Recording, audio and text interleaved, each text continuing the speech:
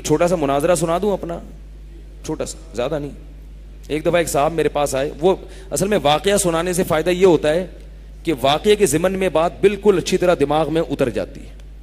ایک دن ایک صاحب آئے, وہ بھی وہی تھے, پارٹ 1 والے تھے, وہ پارٹ 1 تھے نا جماعت المسلمین, پارٹ 1 پارٹ 2, تو میرے خیال ہے پارٹ 1 کے تھے, پتہ نہیں پارٹ 2 کے تھے.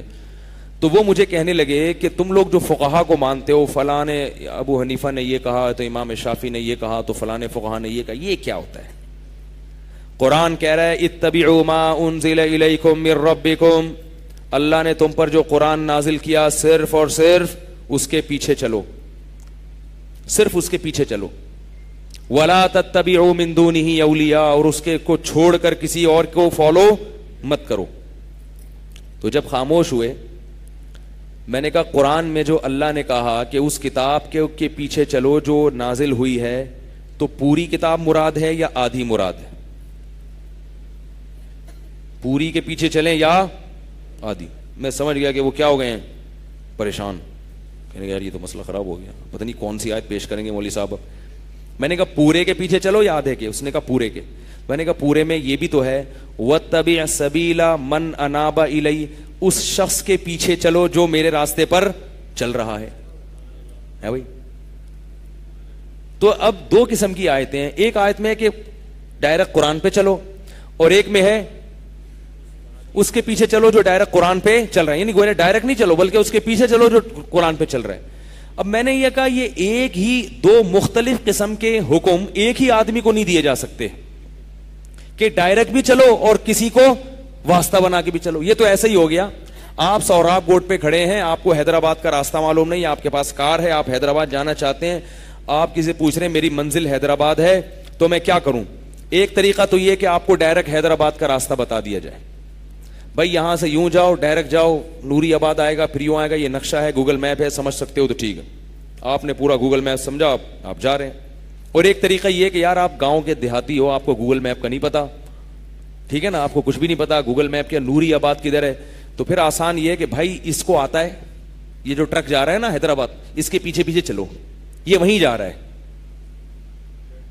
اعتماد دلا دیا کہ یہ کہاں جا رہا ہے, یہ ادھر ہی جا رہا ہے, لہذا اس کے پیچھے پیچھے چلو.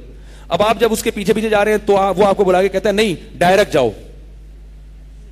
کہتا ہے ڈائریکٹ جاؤں, اچھا میں ڈائریکٹ, نہیں ڈائریکٹ نہیں جاؤ, اس کے پیچھے چلو.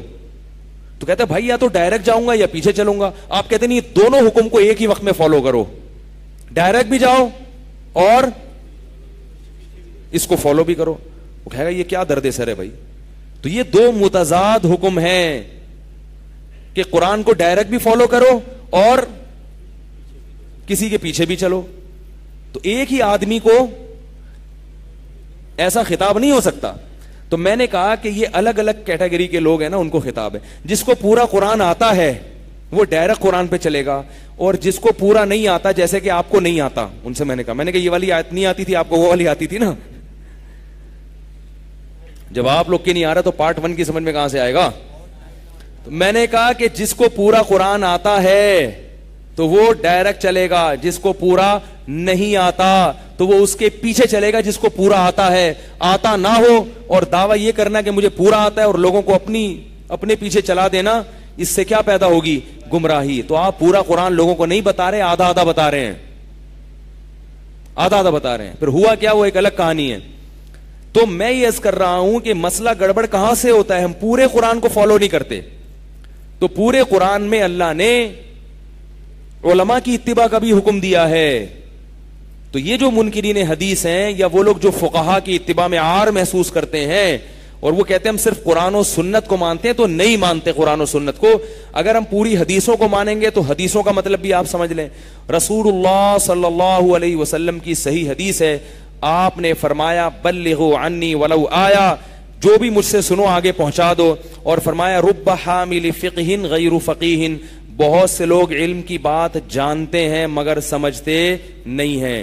تو تم ایسے تک پہنچا دو گے جو تمہارے پہنچانے سے جان لے گا اور اس کا مطلب سمجھ بھی لے گا. تو پتا چلا کہ حدیثوں میں ہر حدیث کا مطلب ہر ایک کی سمجھ میں نہیں آتا. کچھ لوگ سمجھ لیتے ہیں اور کچھ نہیں سمجھتے. تو جو نہیں سمجھتے وہ ان کو فالو کریں گے جو سمجھتے ہیں. تو اس لیے اپنے آپ کو یہ کہنا کہ میں, جیسے آج کل ایسے پروفیسر پیدا ہو رہے ہیں کہ ہم کسی کو نہیں مانتے, ان کو فقہا کے حوالے دو, علماء کے حوالے دو, نہیں مانتے, ہم نہیں مانتے.